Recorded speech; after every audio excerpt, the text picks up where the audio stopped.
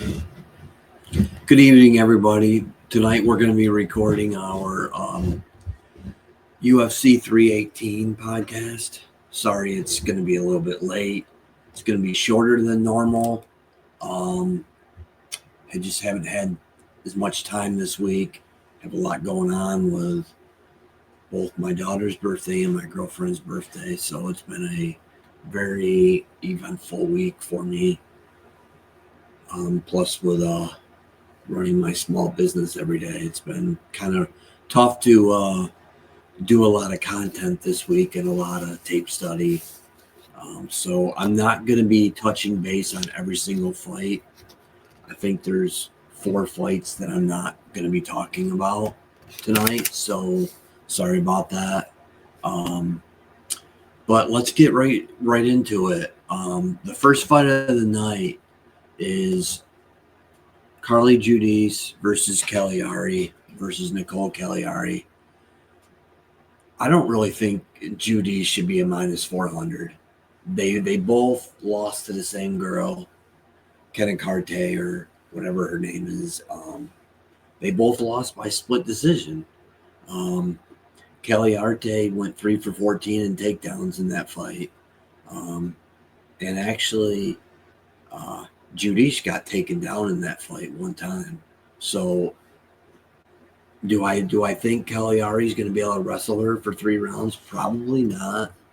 But I also am not a big fan of her just dominating all 3 rounds. Yeah, she's a good boxer. She puts out high volume. But I don't think Cagliari is as bad on the feet as people are making her out to be. And I think she's going to be shooting for numerous takedowns. So I do have a small, like 1/3 unit on Cagliari money line plus 300, but it's not anything that I'm that overly confident in. It's just something that I thought was mispriced. So that's strictly why I did it, was for the mispriced. So that's what I got for that fight. Then our next fight that we're going to talk about is Ryan Spann versus Bresky. Normally, I would not trust Spann at all, especially at a minus 200. But it's against Bresky, probably the worst heavyweight in the division, or in the UFC, I should say. And Ryan Spann, has moved up from light heavyweight to heavyweight. And I waited until this afternoon to even make my decision on this. And once I saw Spann on the scales today, I thought he looked pretty good, to be honest. So it looks like he weighed in at like 252 pounds, I believe. So he came in under the limit. He doesn't really look like he's got that much of a gut. So it looks like he might have put on the weight in the right ways. And here's my play for this fight. This is going to be probably a DraftKings only play. I'm calling this a single, even though it's really not. I got Ryan Spann money line and under 1.5 rounds plus 105. If you do this on other sites, I'm assuming it's going to be worse odds. You can do a pre-made parlay on other sites.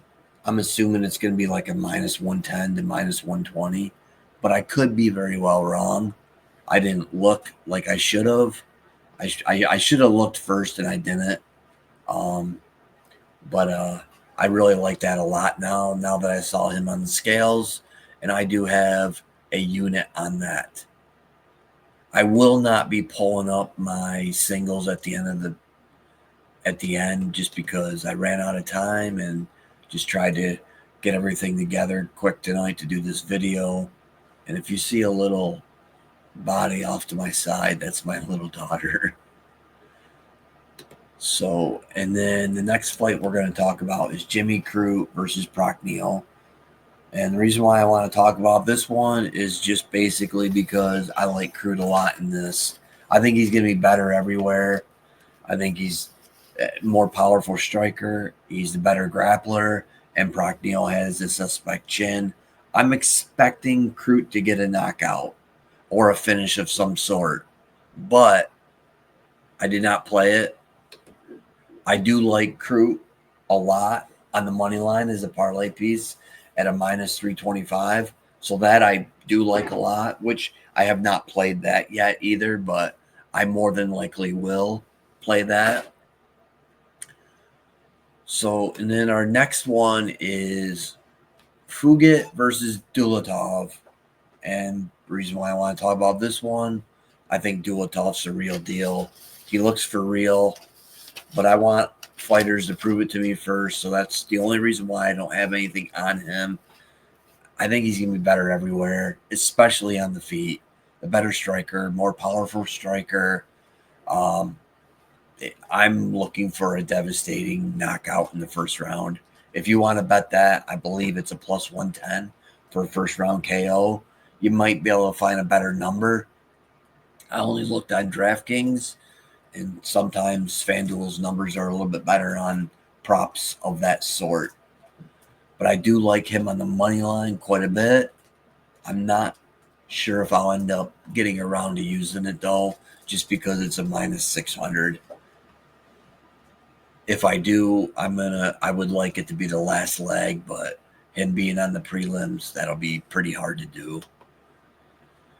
And then on to the next one, Gautier versus Valentine. I do like Gautier a lot in this fight, but I will say this. Out of all the big underdogs, I think Robert Valentine is the most live one to get a victory. Which would 100%, if he does, it would come through grappling. But once again, I do like Gautier to get a knockout at some point in this fight, but it's a stay away for me. And like I said, if there's one underdog that I think, like if he survives the first round and gets beyond 1.5 rounds, I wouldn't be totally surprised if you saw Valentine look like the favorite. And then our next one is Marvin Vettori versus Brendan Allen. I like this fight a lot. I like it to go the distance. I like Marvin Vettori's significant strikes. I like the plus 3.5 for Marvin Vettori at a minus 165.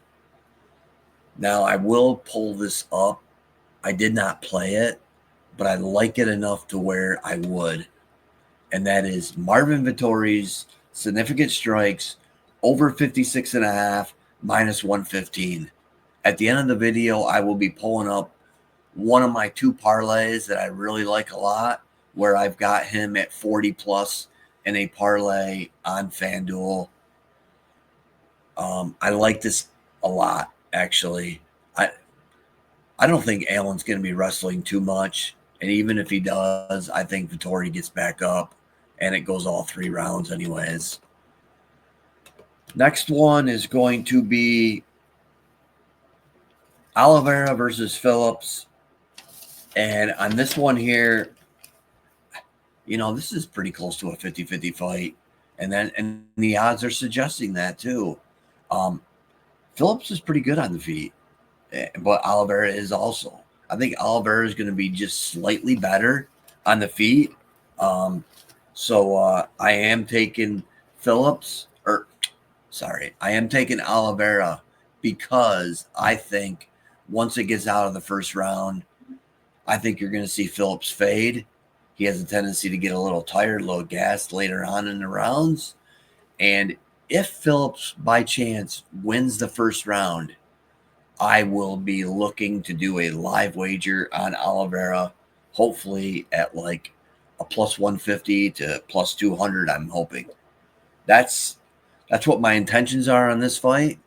I don't have anything on it as of right now, but I would put my money on the Oliveira side. But I'm going to look to live bet this in hoping that Phillips wins the first round. And then we've got Dan Ige versus Patricio Pitbull. I lean Ige. I like this fight to go long. I like Ige to be the minute winner. I like Ige to be the one putting on the pressure, the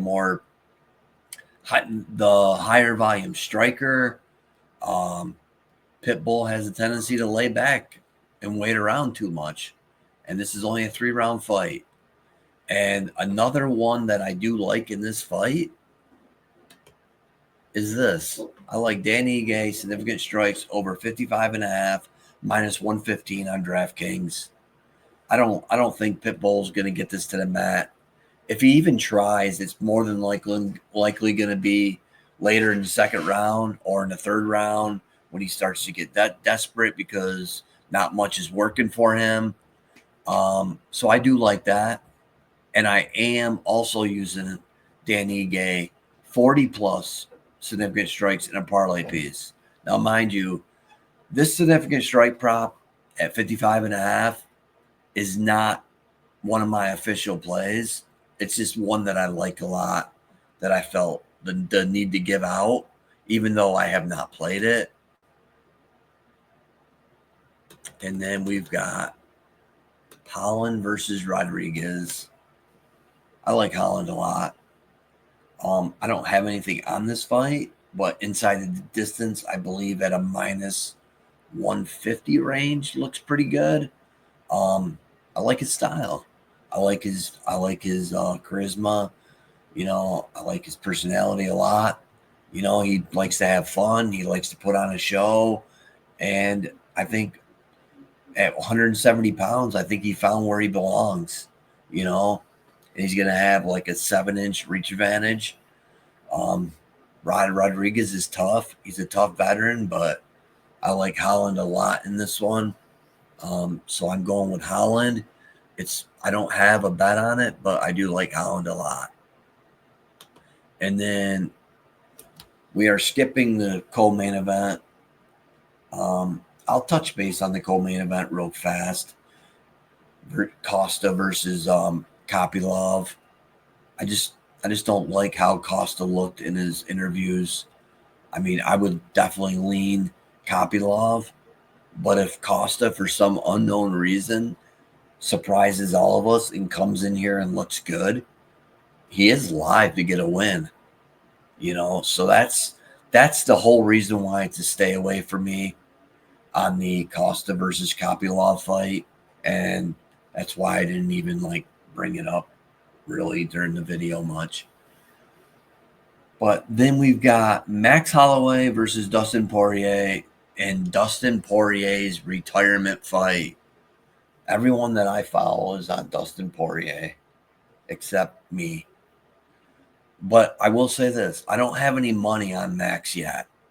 So I do lean Max. I do lean him to be, I still think he's the little bit better boxer. I think he's definitely the more high volume boxer. And so I've attacked this fight a little bit differently. First of all, I'm going to pull up the wager I made on Monday. And that is fight to go the distance at a minus 108. I have just over a unit on that.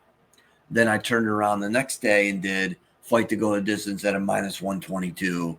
I have a unit on that also. So I've got 2 units total on this. This prop is now closer to the minus 135 range. I still like it, but I would wait until tomorrow evening. I think money will come in on there being a finish, and I think you'll end up getting a better price. That's just what I think.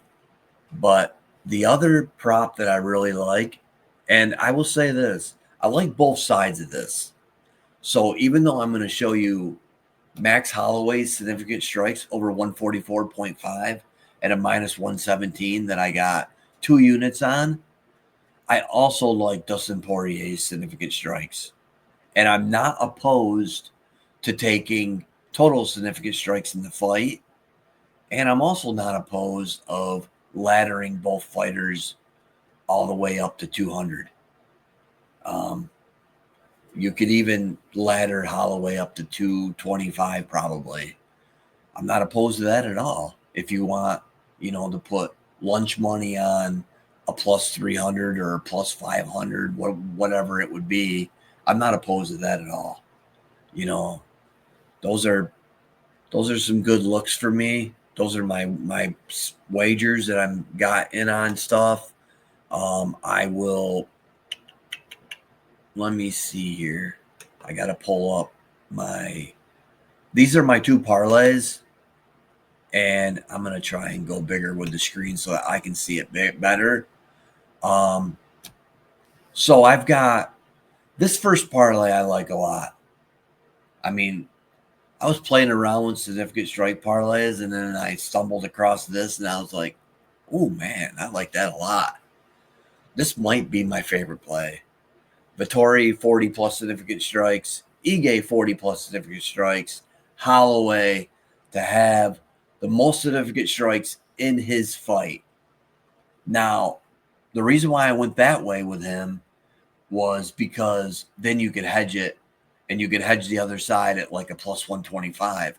So if you get the first 2 legs right, you could hedge the other side for a guaranteed profit. So mine got boosted this is on FanDuel. There's a 30% boost for today that you can use on anything. Or they got another 25% boost that you can just use strictly on MMA or boxing tomorrow. So you could use either one on it. And I've got this boosted to a plus 275. I like that a lot. And then my second parlay is Judice and Cagliari over 1.5 rounds. I think if either one of these fighters gets a finish, it's going to be later on in the fight. That's just how I feel about it, and that's what I'm going to roll with. And then we've got Marvin Vettori and Brendan Allen to start round 3. I think this fight goes the distance, so I like that piece a lot. And then we got Holloway versus Poirier over 2.5 rounds, and we already know that I like the over a lot. So those 3 pieces together is a minus 112. I think that one's pretty good look. I think that's a good lock-in one there. So those are my plays for UFC 318.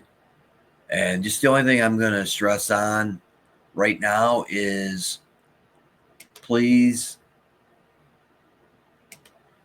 if you are going to comment on this video or follow me, I really want to recommend and really want to push towards being a little more positive. I've had somebody trolling me for some unknown reason. I mean, I've only got 33 subscribers, and so I think it's pretty sad that I've got somebody already giving me a hard time over whatever. It's obvious that this person doesn't like me, and that's okay. We're not all fit to like each other in this world, unfortunately. We're not always going to agree, and my picks are not always going to hit, but long term, I know where my ROI is in UFC, and it's, even though I've had a bad month, my ROI is still in my career over 14%. And if anybody wants to see it, I'm more than happy to show it to you. I don't have anything to hide when it comes to UFC betting. It's by far my number 1 sport. So saying that, I really hope that going forward, we can have positive interactions.